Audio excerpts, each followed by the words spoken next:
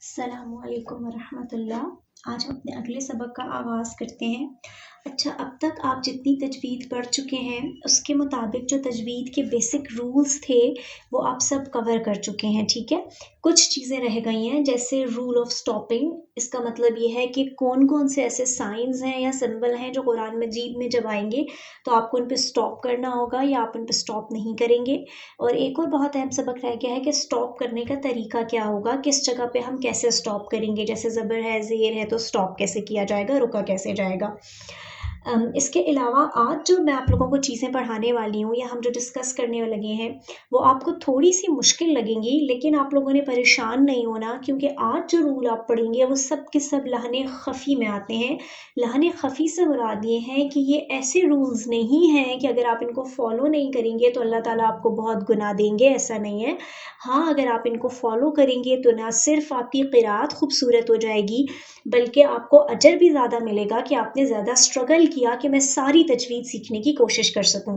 تو آج ہم کچھ رول سیکھیں گے جو اگر آپ کو سمجھ آتے ہیں اور آپ فالو کرتی ہیں تو بہت اچھی بات ہے، اور اگر آپ فالو نہیں کر سکتی ہیں یا آپ کو بہت مشکل لگ رہا ہے تو بھی آپ پریشان نہیں ہوئے گا۔ ان رولز کو پڑھانے کے بعد میں آپ کو ایک ٹپ بتاؤں گی تاکہ آپ کو یہ رولز زیادہ آسانی سے یاد ہو سکیں۔ سب سے پہلے جو رول آج ہم نے پڑھنا ہے وہ ہے اخوا کا رول۔ اخوا کیا ہے اور اخوا سے کیا مراد ہوتا ہے، اس رول کو پہلے دیکھ لیتے ہیں۔ دیکھیے، آپ نے ابھی تک زبر زیر پیش کو پڑھا، آپ نے کھڑا زبر کھڑا زیر اور الٹا پیش کا ذکر سنا کہ جہاں پہ بھی کھڑا زبر آئے گا یا کھڑی زیر آئے گی یا الٹا پیش آئے گا تو ان کو لمبا کرنا ہے۔ آپ نے مدح کو پڑھا، آپ نے 2 زبر 2 زیر اور 2 پیش کو بھی نہیں پڑھا۔ یاد رکھیے، 2 زبر 2 زیر اور 2 پیش کو عربی میں تنوین کہا جاتا ہے، اور ان کی آواز ایسے ہوتی ہے کہ اینڈ میں ہمیشہ نون کی آواز پیدا ہوتی ہے۔ جیسے دیکھیں، با 2 زبر بن، تو با 2 زبر کیا بن رہا ہے، بن بن، یہ دیکھیں اینڈ میں نون بن رہا ہے۔ اچھا، تا 2 زیر تن تن تن میں آٹومیٹیکلی نون کی آواز بن رہی ہے۔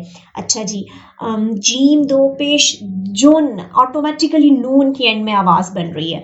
تو تنوین میں ہمیشہ اینڈ میں نون کی آواز آتی ہے، اس لیے جو اخوا کا رول ہے وہ نون ساکن اور 2 زبر 2 زیر 2 پیش ان سب کے لیے ہے۔ رول کیا ہے؟ رول یہ ہے کہ جب بھی قرآن مجید میں کسی بھی جگہ پہ 2 زبر 2 زیر 2 پیش آئیں گے یا پھر نون ساکن آئے گا، 2 زبر 2 زیر 2 پیش مطلب تنوین آئیں گے یا پھر نون ساکن آئے گا، اور پھر اس کے بعد حروف ہلکی کا کوئی بھی حرف نہ آ رہا ہو۔ حروف ہلکی کیا ہے؟ یہ آپ کا حلق ہے، میں نے آپ کو شروع میں بتایا تھا۔ ادھر سے کچھ ورڈز، کچھ الفابیٹس ہیں جو نکلتے ہیں، یہاں سے خو اور خوائن نکلتا ہے، یہاں سے ح اور عین نکلتا ہے، یہاں سے حمزہ اور ہا نکلتا ہے۔ تو یہ جو 6 حروف ہلکی ہیں، یہ آپ کا ہوم ورک بھی ہے، آپ نے مجھے حروف ہلکی سنانی ہے کہ حروف ہلکی کون سے ہیں۔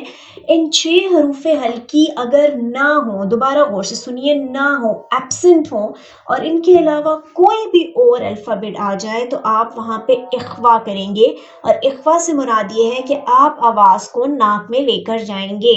میں آپ کو مثال دیتی ہوں، مثال کے طور پہ یہ دیکھیے، یہ نون ساکن ہے، حمزہ نون زبر ان، اور اس کے بعد حروف ہلکی نہیں ہے، زا حروف ہلکی نہیں ہوتا، تو یہاں پہ آپ اخوا کریں گے، اور اخوا کی آواز ایسے ہوتی ہے، حمزہ نون زبر ان، زا زبر زا، انزا انزا۔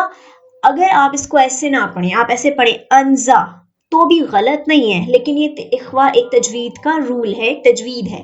انزلا انزلا، اسی طرح انتا انتا انتا، کیوں پڑھا؟ نون ساکن ہے اور اس کے بعد حروف ہلکی نہیں ہے، دوبارہ سے سنیں، حروف ہلکی نہ ہو۔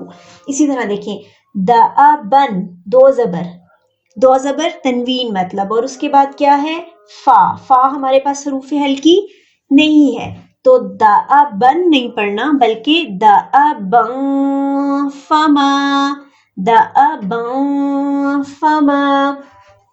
اچھا، اسی طرح یہاں پہ دیکھیں، عامن، میم 2 پیش من تنوین ہے، من کے بعد فا آ رہا ہے جو ہمارے پاس حروف ہلکی نہیں ہے، تو یہاں پہ اخوا کیا جائے گا، عام فیہ، عام فیہ۔ اچھا ایک دفعہ آپ ساری بات دوبارہ سنیے تاکہ آپ کو اخوا کی بہت اچھے سے سمجھ آئے۔